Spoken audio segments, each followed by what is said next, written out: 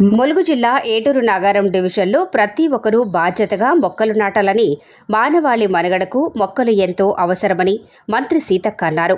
ఏటూరు నాగారం, తాడ్వాయి, మంగపేట, వాజేడు మండలాల్లో స్వచ్ఛదనం పచ్చదనం కార్యక్రమంలో భాగంగా మంత్రి సీతక్క మొక్కలు నాటి Kalyan Lakshmi CM relief fund, తునికాకు కూలీలకు బోనస్ చెక్కులు అందజేశారు.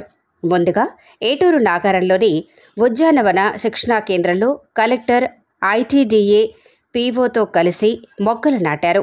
ఈ సందర్భంగా ఏటూరు నాగారం, కన్నాయిగూడెం మండలాల్లోని 31 గ్రామాలకు చెందిన బ్లాక్ ఫారెస్ట్లో తునికి ఆకు సేకరణ లబ్ధిదారులకు బోనస్ 90.25 లక్షలు, ఏటూరు నాగారం, మంగపేట మండలాల్లో లబ్ధిదారులకు కళ్యాణ్ లక్ష్మి, షాదీ ముబారక్ చెక్కులను అందజేశారు.